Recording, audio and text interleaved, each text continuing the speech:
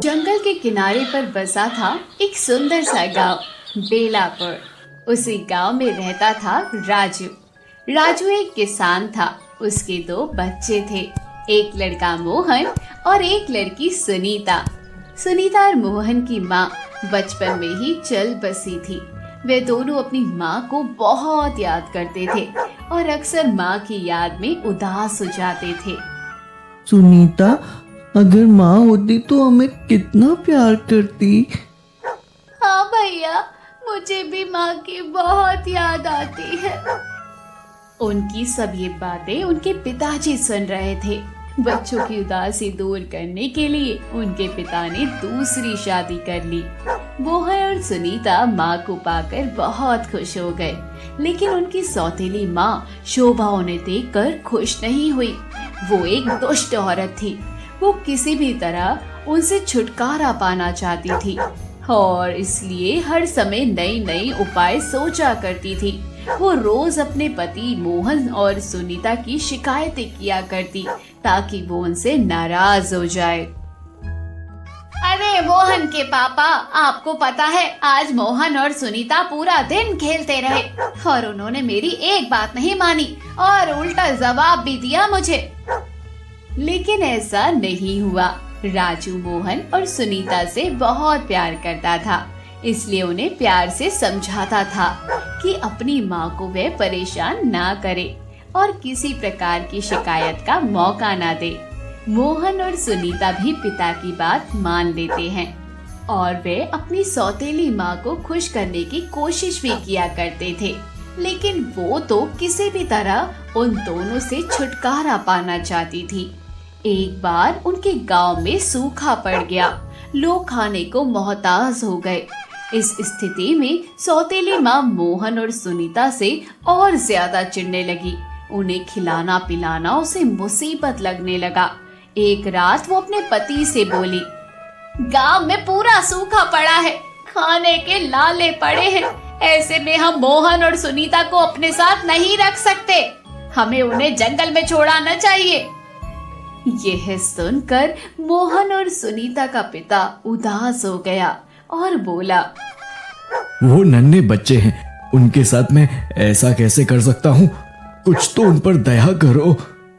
मैं कुछ नहीं जानती। इस समय हमें अपने बारे में सोचना चाहिए। अरे हम खुद की खाने की व्यवस्था नहीं कर पा रहे हैं, उनकी कहाँ से करूँगी? अरे मेरी बात मानो, हम कल उन दोनों को जंगल में ही छोड़ कर आएंगे।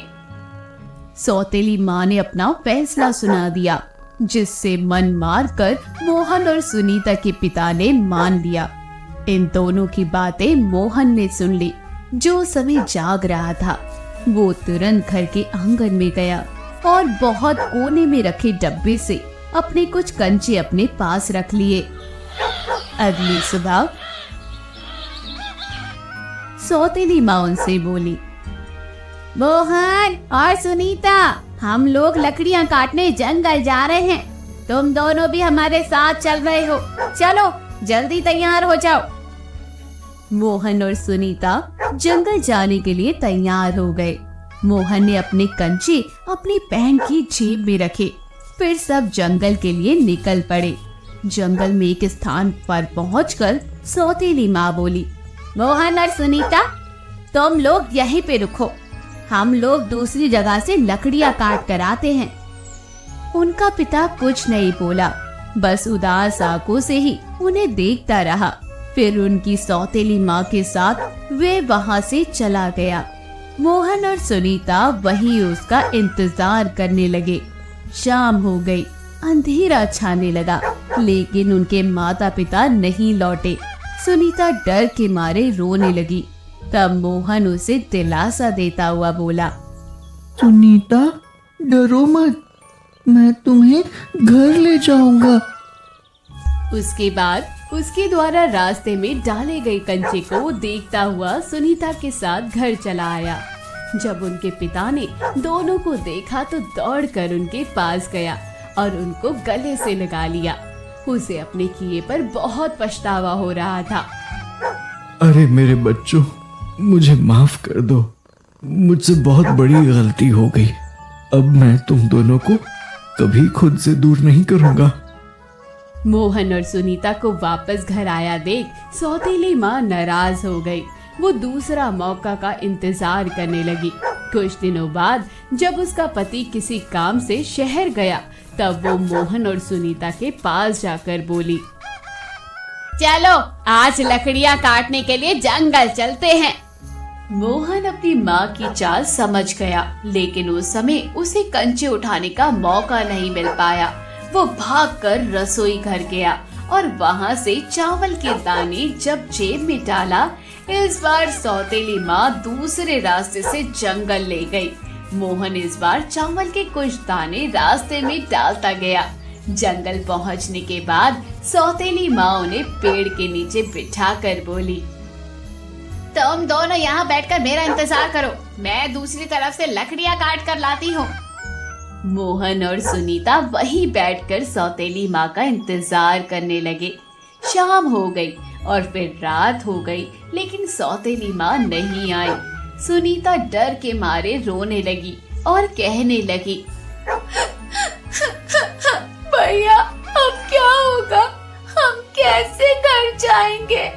जंगल में तो हमें जंगली जानवर मार कर खा जाएंगे। सुनीता, हमें सुबह तक जंगल में ही रुकना पड़ेगा। मैंने घर से यहाँ तक कि रास्ते में चावल के दाने डाले हैं, लेकिन अंधेरे में हम उन्हें नहीं देख पाएंगे। सुबह होने पर हम उन्हें देखकर घर पहुंच जाएंगे। डरते डरते दोनों ने जंगल में पूरी रात बिताई। सुबह होने पर वो घर के लिए निकल गए, लेकिन मोहन ने जो चावल के दाने रास्ते में डाले थे, वो तो चिड़िया और कौआ मिलकर खा गए थे। इस कारण वो जंगल में भटक गए। भटकते भटकते वो एक स्थान पर पहुँचे, जहाँ उन्हें खूबसूरत आम का घर दिखाई पड़ा। फिर दोनों को जोरों से भूख लग गई। दोनों उस घर के अंदर चले गए और पास में पड़े आम को खाने लगे। तभी एक बूढ़ी औरत वहाँ आई। उसे देखकर मोहन और सुनीता डर गए। डरो नहीं बच्चों, ये मेरा घर है और मैंने इसे तुम जैसे बच्चों के लिए ही बनाया है। आओ आओ, मैं तुम्हें बहुत अच्छा खाना खिलाऊंगी। दोनों बहुत भूखे थे, इसलिए बूढ़ी औरत के साथ घर के अंदर चले गए। बूढ़ी औरत ने उन्हें ढेर सारा खाना खिलाया। खाना खाकर मोहन और सुनीता बहुत खुश हो गए और उन्होंने बूढ़ी औरत का धन्यवाद किया और उसे अपने साथ सारी घटी घटना बताई। और उन्होंने उसे बताया कि वे अपने घर का रास्ता भूल गए हैं और वो जंगल भटक गए। उन्होंने बूढ़ी औरत से पूछा, क्या आप हमारे घर पहुंचा दोगी अम्मा? यह सुनकर बूढ़ी औरत जोर जोर से हंसने लगी।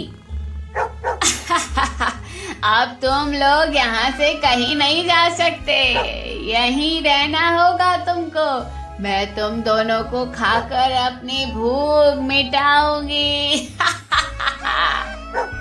दरअसल वो बूढ़ी औरत एक चुड़ैल थी जो बच्चों को मारकर खाया करती थी। आम का घर उसने बच्चों को आकर्षित करने के लिए ही बनाया था। उसने मोहन को एक पिंजरे में कैद कर दिया और बोली, है लड़के, तू इस पिंजरे में बंद रहे। जब मोटा ताजा हो जाएगा तब मैं तुझे तल कर खा लूंगी। सुनीता को उसने घर के सारे काम में लगा दिया। मोहन और सुनीता डर से जीने लगे। वो दोनों वहाँ से बाहर निकलने का उपाय भी सोचते रहते थे। एक दिन बूढ़ी चुड़ैल सुनीता से बोली, आज एक गरम बर्तन में तेल गरम करो, मैं उसमें मोहन को तलकर खा जाऊंगी। सुनीता डर गई। वो मोहन के पास जाकर उसको पूरी बात बताने लगी। तो उसने बाहर निकलने का एक उपाय सोचा। उसने वो उपाय सुनीता के कान में बताया। फिर सुनीता एक बड़े से बर्तन में तेल गर्म करने लगी कुछ देर बाद बूढ़ी चुड़ैल आई और सुनीता से पूछने लगी, तेल गरम हो गया क्या?